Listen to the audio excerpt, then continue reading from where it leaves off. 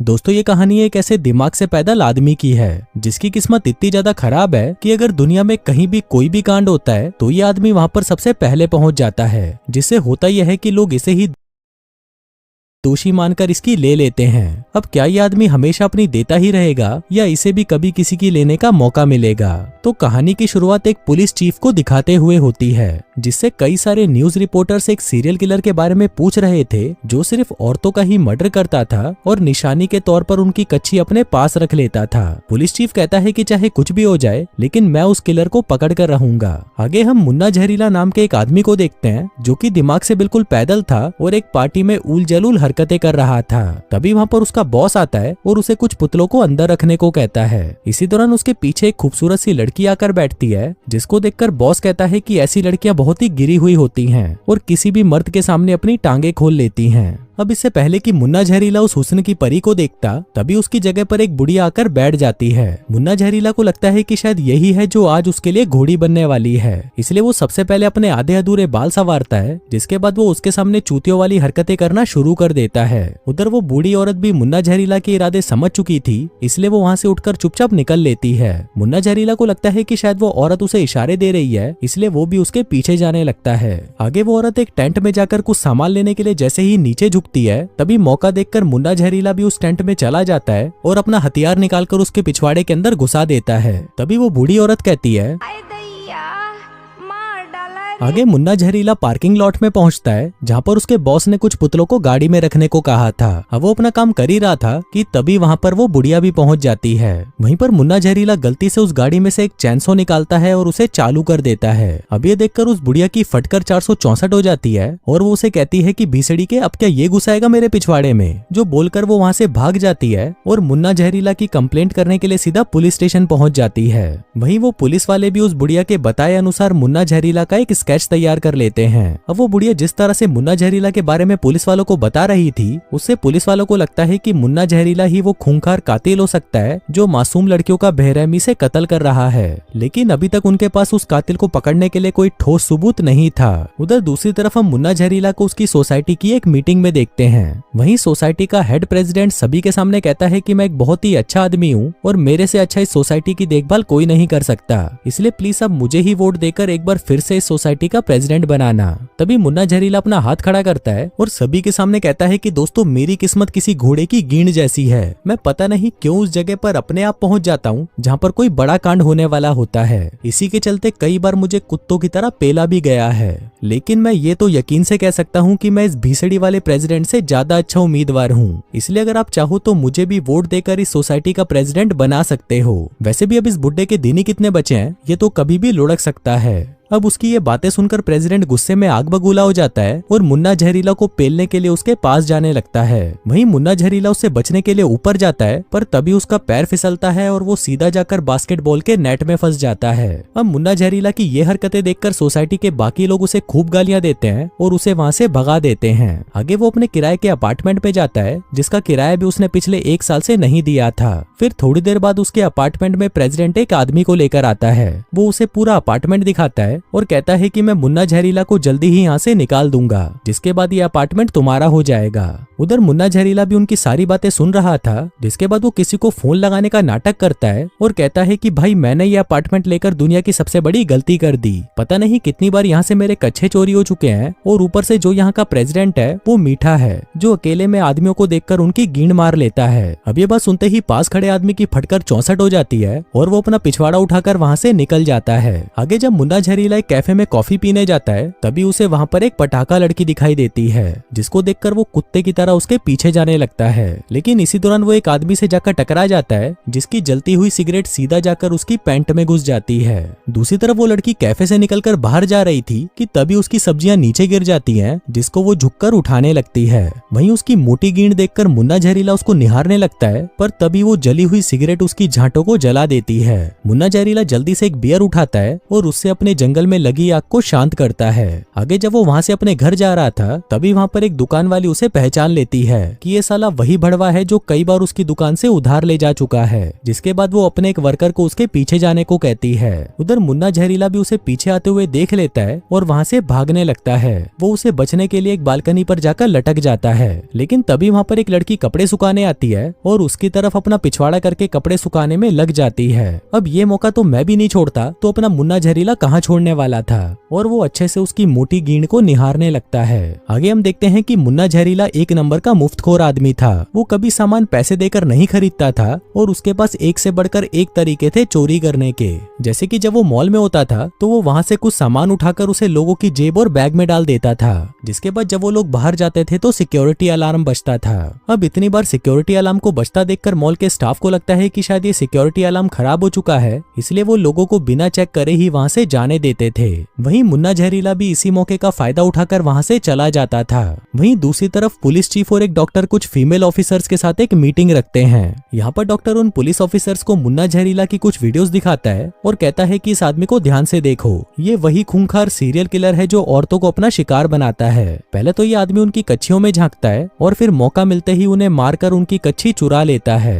Doctor बताता है कि अगर हमें मुन्ना जहरीला को पकड़ना है तो तुम में से किसी एक लड़की को मुन्ना जहरीला की आइटम बनना होगा और उससे अपनी पिंकी पिटवानी होगी। अब ये बात सुनकर वहाँ पर बैठी सभी औरतें उठकर चली जाती हैं, क्योंकि उनमें से किसी को भी अपनी तितली का चमगादड़ नहीं बनवाना था। लेकिन एक लड़की जिसका नाम शीला शातिर था वो इस काम को करने के लिए तैयार हो जाती है। जिसके बाद अगले ही दिन से वो मुन्ना जहरीला पर नजर रखना शुरू कर देती है। उधर मुन्ना जहरीला कुछ पुतलों को उठाकर वैन में रख रहा होता है और जब शीला शातिर उसे ये करते हुए देखती है तो उसे लगता है कि शायद मुन्ना जहरीला उन पुतलों की ही ले रहा है। अगले दिन शीला शातिर सोसाइटी के प्रेसिडेंट के साथ मुन्ना जहरीला के अपार्टमेंट में आती है। दरअसल वो मुन्ना जहरीला के साथ रूम शेयर करके उसी के साथ रहना चाहती थी ताकि वो उसके भयानक इरादों को समझ सके।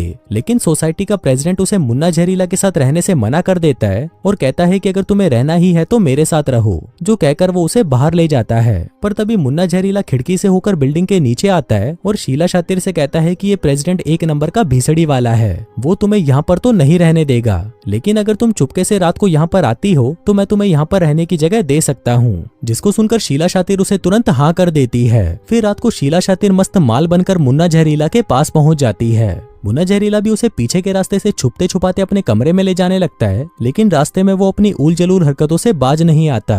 इससे परेशान होकर शीला शातिर अपने पर्स से बंदूक निकाल लेती है, क्योंकि उसे लग रहा था कि कहीं ये उसकी गींड ना मार दे, लेकिन मुन्ना जहरीला उसे कुछ नहीं करता। अगले दिन पुलिस चीफ और डॉक्टर शीला शातिर से मुन्ना जहरीला के बारे में पूछते हैं, जिस पर शीला शातिर कहती है कि वो तो एक नंबर का चूतिया आदमी है, लेकिन अजीब बात तो ये है कि उसने अभी तक मेरी लेने की कोशिश नहीं करी। अभी सुनकर वो दोनों से कहते हैं कि तुम अपने काम को ऐसे ही जारी रखना, ताकि जैसे ही मुन्ना जहरीला तुम्हें लपेटने की कोशिश करे तभी तुम उसे गिरफ्तार करके हमारे पास ले आओ। वहीं दूसरी तरफ हम मुन्ना जहरीला को देखते हैं, जो कि अपने बॉस को शीला शातिर के बारे में बता रहा था। कहता है कि सर, कल रात को मेरे घर पर एक लड़की आई है जो कि दिखने में एकदम सॉलिड माल है और वो दिन भर मेरा घोड़ा लेने के लिए तैयार रहती है। अभी सुनकर उसका बॉस कहता है कि ये लड़कियां होती ही ऐसी हैं, इनको बस हमारे घोड़ों की सवारी करनी होती है, जिसके बाद ये हमारा चूतिया काटकर चली जाती हैं, इसलिए तुम इनके सामने सख्ती से रहना। आगे मुन्ना जहरीला जब अपने घर पहुंचता है तभी वो देखता है कि शीला शातिर वहां पर पहले से ही होती है। वो मुन्ना जहरीला के पास आती है और उसे अपनी चूचियां दबाने को कहती है, जिसके बाद वो उसके सामने अपनी टांगे खोलकर बैठ जाती है और उसे अपनी जंगलों से भरी हुई गुफा दिखाती है। लेकिन अपना मुन्ना जहरीला उसकी इन सब चालों में नहीं फंसता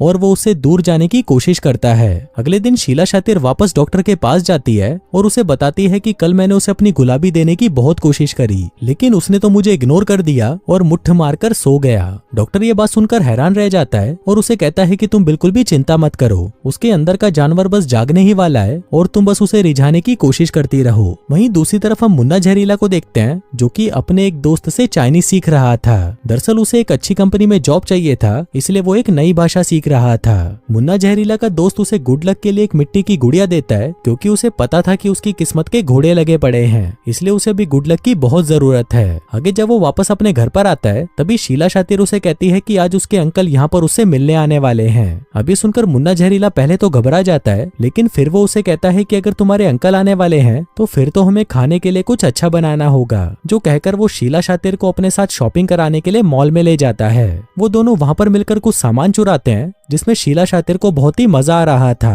क्योंकि उसने अपनी जिंदगी में पहली बार चोरी की थी।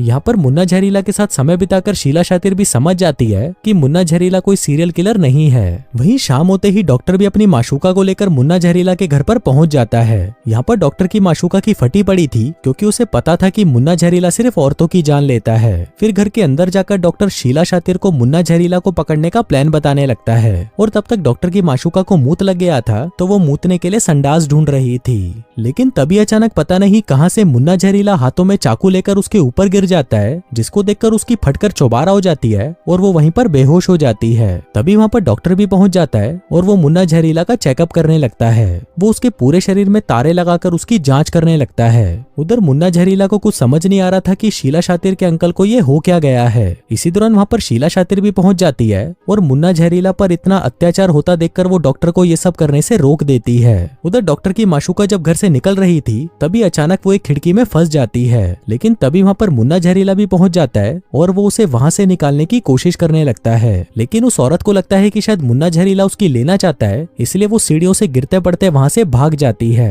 अगले दिन मुन्ना जहरीला एक कंपनी में जॉब इंटरव्यू देने जाता है, जहाँ पर वो देखता है कि बहुत सारे चाइनीज लोग उसका इंटरव्यू लेने के लिए वहां पर बैठे हैं। आगे वो लोग उससे चाइनीज में कुछ पूछने लगते हैं, लेकिन अपना मुन्ना जहरीला तो सिर्फ अभी तक थैंक यू बोलना ही सीखा था, इसलिए वो उनके सवालों के जवाब नहीं दे पाता, जिससे होता यह है कि उसे इंटरव्यू से धक्के देकर निकाल दिया जाता है। आगे घर आकर वो अखबारों में फिर से अपने लिए नौकरी ढूंढने लगता है। उधर शीला शातिर का काम भी पूरा हो चुका था, इसलिए वो मुन्ना जहरीला को छोड़कर वहां से जाने का सोच रही थी। लेकिन इसी दौरान वहां पर डॉक्टर आ जाता है और उसे एक बढ़िया सी ड्रेस देकर एक आखिरी बार मुन्ना जहरीला के सामने जाने को कहता है। दरअसल डॉक्टर को लग रहा था कि शीला शातिर को इस ड्रेस में देखकर मुन्ना जहरीला उस पर टूट पड़ेगा और डॉक्टर उसे रंगे हाथों पकड़ लेगा। लेकिन वही मुन्ना जहरीला शीला शातिर को हाथ तक नहीं लगाता और उसकी खूब तारीफ करता है, जिससे शीला शातिर को भी पूरा विश्वास हो जाता है कि मुन्ना जहरीला बेगुनाह है, इसलिए वो उसे वहां से छोड़कर चली जाती है। आगे मुन्ना जहरीला देखता है कि शीला शातिर उसके लिए एक टेप रिकॉर्डर छोड़कर गई थी, जिसमें वो उससे कहती है कि वो उसे प्यार करने लगी है। अब ये सुनते ही मुन्ना जहरीला उसके पीछे भागने लगता है। वो बाहर उसे ढूंढने लगता है, लेकिन वो उसे कहीं पर भी नहीं मिलती।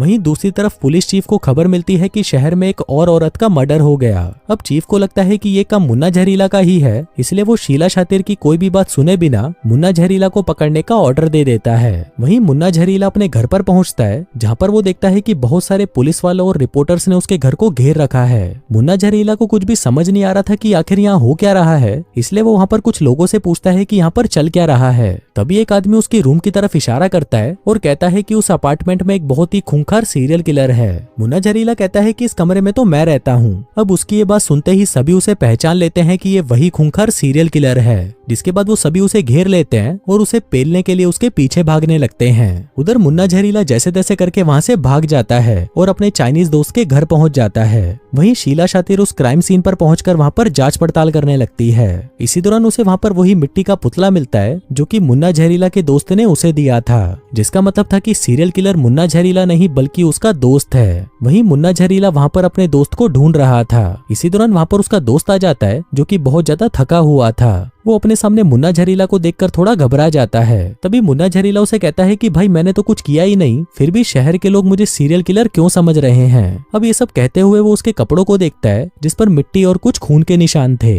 जिसको देखकर वो समझ जाता है कि यही भीसड़ी वाला सीरियल किलर है। अब क्योंकि उसकी सच्चाई मुन्ना जहरीला को पता चल चुकी थी, इसलिए वो मुन्ना जहरीला को भी मारने की कोशिश करता है। लेकिन तभी शीला शातिर वहां पर पुलिस फोर्स लेकर पहुंच जाती है और उस क्रिमिनल को अपने हिरासत में ले लेती है। अब क्योंकि मुन्ना जहरीला बेगुनाह साबित हो चुका था, तो सभी लोग उससे माफी मांगते हैं। आगे हम मुन्ना जहरीला और शीला शातिर को साथ में देखते हैं, जो कि एक कार के पीछे जाकर एक दूसरे को चूसने लगते हैं, जिसका मतलब था कि अब वो दोनों साथ आ चुके थे। और दोस्तों इसी के साथ ही ये कहानी यहीं खत्म हो जाती है।